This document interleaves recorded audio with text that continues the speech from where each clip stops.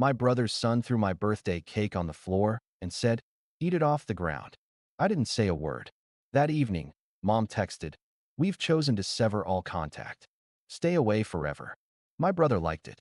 I replied, "Removing my name from every loan tomorrow." By midnight, the group chat flooded, 53 missed calls. My name is Alex. I'm 33, the older brother, a long-haul truck driver who knows every diner off I-80 by the smell of the fryer. I sleep in a cab more than I sleep in a bed.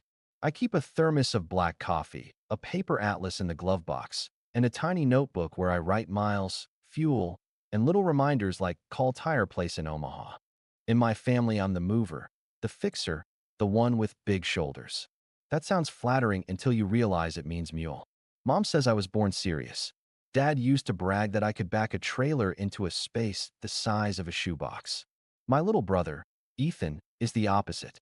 Flashy, loud, allergic to boring.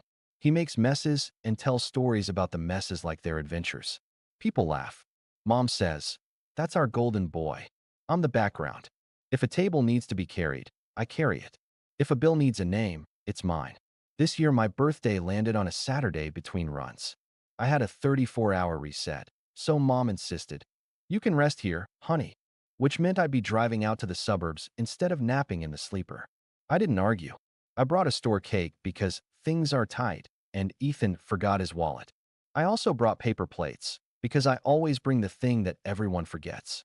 Inside the house, it smelled like lemon cleaner and roast chicken. A plastic tablecloth with balloons was taped to the dining table.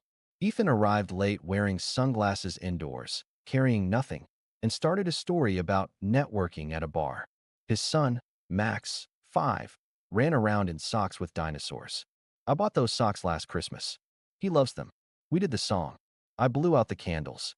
I cut slices. I handed plates. The last piece had my name in blue frosting. I held it out for Max. "Happy birthday, buddy," I said. He looked at Ethan for a cue. Ethan smirked. Max took the plate in both hands, turned it over like a pancake, and dropped the cake. Splatter. Frosting on the tile, on my boot, on the dog's ear. Max giggled. Ethan laughed harder. "Eat it off the ground," Max said, bright and proud, like he'd nailed a line. I didn't say a word. I stared at the mess. Mom gasped and then did the tiny laugh she does when she doesn't want conflict. Dad grunted something that meant nothing. Ethan shrugged. "Relax. He's joking." It wasn't the cake. It was the permission. It was the look in Ethan's eyes, testing, daring. The same look I've seen when he asks for a tiny favor that turns into a monthly payment. I grabbed a roll of paper towels from the counter, knelt, and cleaned the floor. The dog tried to help. I wiped my boot. I stood up, rinsed my hands, and said, "It's fine." "See?" Ethan told Max. "Uncle Alex doesn't mind." Everyone moved on. Chicken, potatoes, nothing conversation. But something in my head clicked like a ratchet. Tight. One notch closer. When I put my jacket on to leave, Max waved. "Bye, Uncle." "Sorry." His eyes were big. He's 5. He only repeats what he hears. "It's fine," I said again, and felt the word taste like metal. I drove back to the city with sugar drying on my boot. I parked the rig at the yard, climbed the ladder to the cab, and sat on the edge of the bunk. I looked at my hands. They were steady. The cab was quiet. It smelled like diesel, old coffee, and the pine tree air freshener I keep because it reminds me of the only place I ever rested as a kid, the truck with Dad, engine ticking, windows cracked. That night, after I showered at the terminal and microwaved noodles in the lounge, I didn't know that Mom would text a sentence so formal it sounded like a letter from HR. I didn't know Ethan would tap a heart next to it like a stamp. I didn't know my reply would light the family group chat like a blown transformer. I only knew the floor was clean, and I was tired of being the mop. People always want the ending. They want the screenshot, the big line, the explosion. But it's never one explosion. It's years of small leaks.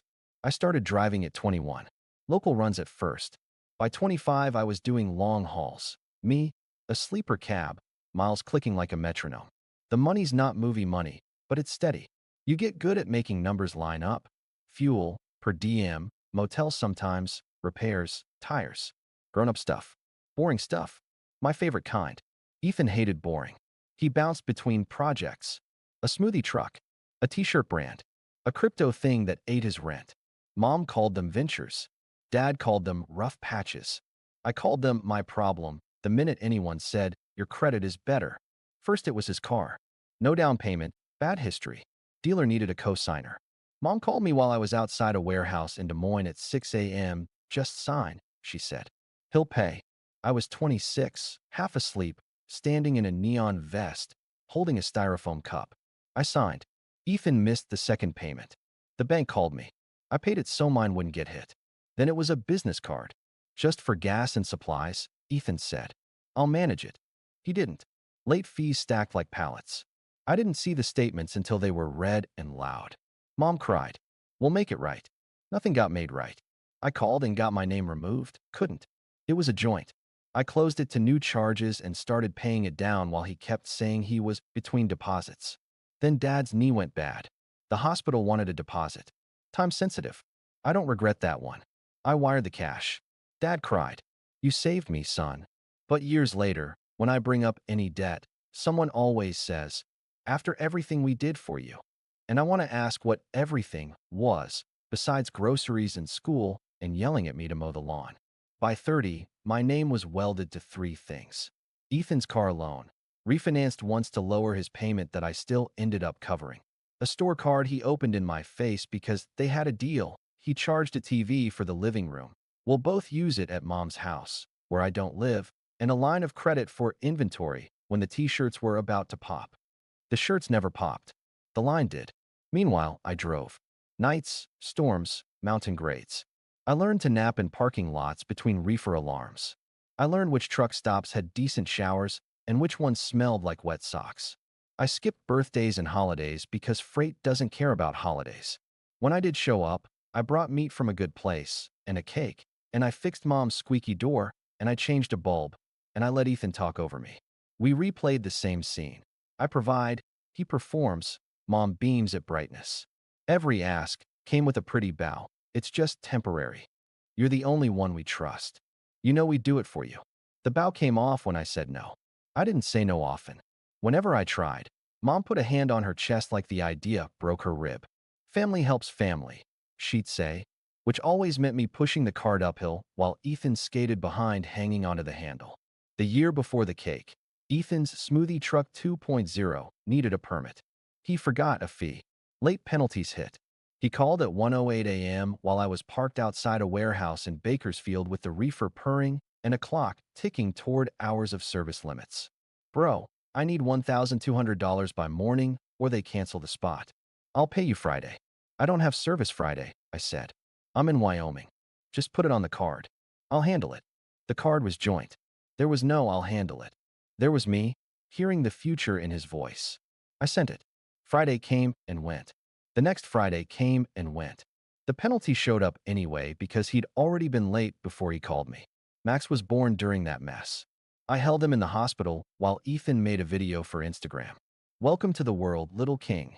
He panned the camera to me and said, this is the guy who'll teach you to change a tire. I smiled and kept it in. I wanted to say, this is the guy who pays for the tires you pop. As Max grew, so did Ethan's bills. He loved gear. New stroller, top of the line. Then a gaming chair. Then a phone for business. He'd slip and say, put it on our card. Like my name wasn't welded to his impulse. I'd protest. He'd sulk. Mom would call. Please, Alex. Your brother is trying. You know how he is. I know exactly how he is. He knows how he is, too. He's a man who treats trying like currency and expects change. There were small humiliations. Ethan joking at dinner about Alex and his little spreadsheets. Mom giggling, he likes to keep lists. The time Ethan borrowed my GPS because phone signals are for peasants and returned it sticky with soda. The time he used my fuel card at a gas station because I left my wallet, which triggered a fraud alert during a run and had me on the phone with dispatch at 3 a.m. explaining why my fuel showed up in a town I wasn't in. I started writing down every ask with dates. April 4th, $250 for permit late fee. May 19th, $480, inventory emergency. June 2nd, $90 can't get Max's meds till Friday. I sent that one with no questions. June 30th, $310, I'll Venmo you tonight. He didn't. Numbers don't have feelings, but mine started to carry emotions like bricks. On the road, you learn to pay attention to small signs. A vibration before a blowout, a smell before a belt snaps. Family has signs, too. Little things that tell you a breakdown is near. The cake wasn't a breakdown. It was a siren test. We all heard it. We all kept eating chicken like nothing was burning. That night, parked at the yard, my phone buzzed at 9:47 p.m. Mom's text landed like a formal memo. We've chosen to sever all contact. Stay away forever. No context. No preface. Just a verdict. I could see the fingerprints on it. Ethan writes in drama. Mom copies his voice. A second later, Ethan liked the message. A little red heart next to forever. Cute. I typed a reply and erased it. Typed another. Erased. I paced in the dim lounge next to a popcorn machine that never works. The words that settled weren't a threat.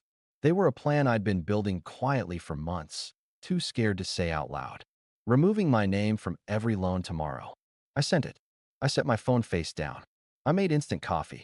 I didn't turn the phone over when it started buzzing. I watched the clock tick toward midnight while the screen lit up like a beacon I refused to see. At 12:54 a.m., curiosity won. I flipped it. The group chat was on fire. 53 missed calls. The same numbers over and over. Answer, from Mom. What does that mean, from Dad? Ethan, you can't. Then, you won't. Then, you better not. Then a voice memo I didn't listen to. I put the phone back down. The cab hummed. I pulled the curtain. I slept like someone had quietly moved a pallet off my chest. Banks smell like paper and tired coffee. I walked in at 8:59 a.m. with my folder. I'd built it on breaks at truck stops, printouts, contract numbers, policies I'd read while waiting for docs. I asked for a specialist. A woman named Carla sat me down. How can I help? She said. I need to start removal wherever the policy allows. I said. Co-signer, guarantor, joint. I know the rules. I'm here to follow them. She nodded. We'll go one by one. We did. The car loan. I could request removal, but Ethan would have to qualify a loan or get a substitute co-signer. The line of credit. I could revoke guarantee with written notice. That would trigger a review and freeze increases. The joint store card. I could close it to new charges and set a payoff plan. I initialed. I signed. Carla stamped. Every stamp sounded like a door latch. My phone vibrated nonstop. I let it. Carla slid me copies. You're doing the right thing, she said in a voice like an old bridge that's seen floods. I left the bank and drove to my parents' house because I knew the show would be there. I parked on the street. Mom's car. Dad's truck. Ethan's hatchback with a parking ticket under the wiper. Mom opened the door before I knocked. Inside. Now. In the living room, the TV was off for once. Dad sat clenched. Ethan paced with his phone in his hand like it was a weapon. Explain yourself, Mom said. I followed policy, I said. I'm removing myself from situations I never should have been in. Ethan laughed. Over a cake? You're soft. This isn't about cake, I said. And I'm not soft. I'm done. Dad tried reasonable. Son, be practical. If you step away, your brother's credit is his, I said. Like mine is mine. Mom's eyes sharpened. We raised you better than this. You raised me to work, I said. I do. You raised me to fix. I did. You turned that into my job title. Ethan pointed at me. You loved it. Being the hero. No, I said. I loved quiet. Helping was the only way to get some. He stepped closer. Undo it. No. He tried the line that used to hook me. Max will suffer. I looked at him. Your son will learn from what you do, not from what I pay. Silence stretched. You could hear the clock, the refrigerator, a car passing. Mom went for the jugular. If you walk away, don't come back. I took a breath. My voice stayed flat, steady, the way I get when I'm backing a trailer in rain. You told me last night to stay away forever. That was emotion, she snapped. You knew what I meant. I know what you wrote, I said. I believed you. Ethan held out his phone like a mirror. You think anyone's going to clap for you? Wow. Alex said no for once. You'll come crawling back when you need us. I don't need your approval, I said. I need my name back. I felt the moment arrive, like when the road levels after a long climb. I looked at each of them. My hands were loose at my sides. My voice didn't rise. This isn't about revenge, I said. This is about closure. Ethan blinked. Mom frowned. Dad's jaw moved like he was chewing a word. Closure means no more co-signing. No more emergency transfers. No more join anything. If you try to add me to something, I'll dispute it. If a company calls, I'll refer them to you. If you text me at 1 a.m. about a bill due at 8, I won't answer. That's the whole policy. You're heartless, Mom said, like a stamp. I'm tired, I said. And done. I turned to leave. If you walk out that door, don't expect to be welcomed back, she said. I paused, not dramatic, just to put on my boots. You told me to stay away forever, I said calm. I'm finally listening. The first week was paperwork and quiet. I changed passwords. I pulled my credit report and circled the bruises like a mechanic marking dents. I made calls on my 30-minute breaks. I faxed forms at truck stops that still have fax machines. I learned which hold music is the worst. Store card by a mile. I kept driving. Freight doesn't pause for feelings. Mom's texts came in waves. Day 1, you're making a mistake. Day 2, we can fix this if you apologize. Day 3, Max cried for you. Day 4, a photo of Max holding a crayon drawing. He drew a truck. He said it's yours. Day 5, call me. Now. Day 6, your father isn't sleeping. Day 7, silence. Ethan alternated between threats and jokes. Bank says you can't. Bro, be real. Okay, serious. Call me. Max asked why you hate him. You owe us. LOL, you'll fold. He sent a voice memo at 2:11 a.m. I was on I-70, rain, wipers slapping. I didn't play it. I pictured his tone anyway. Smug, then wounded, then smug again. Dad called from a number I didn't know. I let it go to voicemail while fueling at a Love's. His voice was rough. Alex, I don't know what to say. Your mother is well. I get it more than you think. Just don't let it go so far you can't come back. He hung up like the phone burned him. Work felt different. My cab felt bigger. I cleaned the dash with a little pack of wipes. I made my bed in the sleeper, tight corners. I started eating better because the churn in my stomach finally stopped. Eggs and toast at sunrise. A salad in Nebraska that didn't taste like punishment. I slept more than 5 hours at a time. My logbook looked normal instead of chaotic. On a reset in Cheyenne, I sat at a truck stop counter with a plate of meatloaf and a waitress who called everyone honey. An old guy with a faded cap asked what I drove. We talked gear ratios and mountain passes. It felt human in a way my family talks haven't felt in years. No angle. No ask. Midweek, Carla from the bank called. Update, she said. Joint store account is closed to new charges. Here's your payoff plan. Line of credit guarantee revoked. There will be a review. Car loan. 30 days for the primary to qualify a loan or find a co-signer. Thank you, I said, and meant it like a real thanks, not the kind I give when someone hands me a problem. That night, Mom sent a paragraph about wolves and packs. You don't leave family in the snow, she wrote. I typed, deleted, typed again. I landed on the plain sentence I could live with. Love doesn't require debt. I won't carry yours. Send. There was a new silence after that. The kind where you hear your own life. I filled it with simple things. A call to my dispatcher to take one less weekend run. A trip to a hardware store to buy a decent lock for my apartment door because I finally planned to be there. A cheap gym membership with showers I like. Ethan showed up at my place once.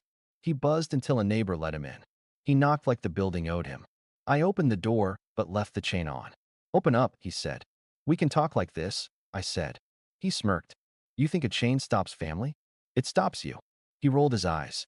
Car's up in 2 weeks. They'll repo it. You'll ruin me over pride. Get a cheaper car, I said. Take the bus. Work near home. I have a son, he said, like a trump card. So did Dad, I said. He still worked.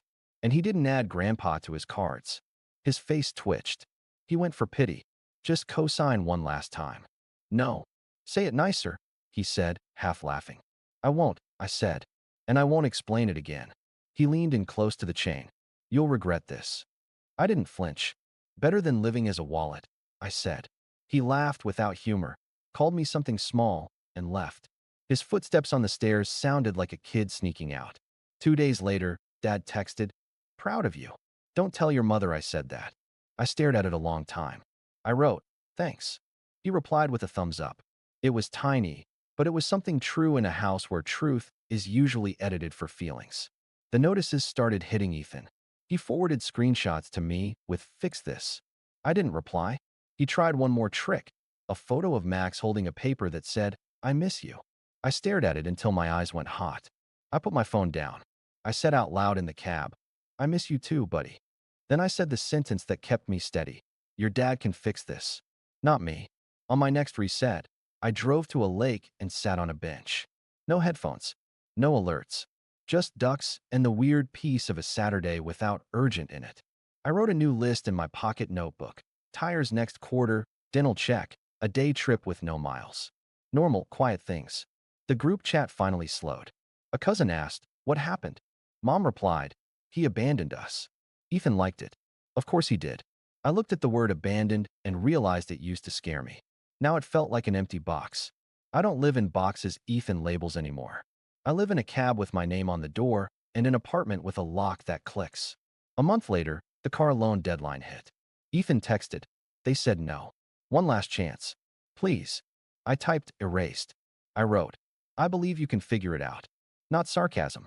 A handoff. Responsibility has to be carried by the person it belongs to. He sent a skull emoji. Then nothing. Mom sends articles now. Sons who forgive. Prodigals. Links with captions like, a good man doesn't keep score. I don't click. Dad sends 2-word check-ins. You good?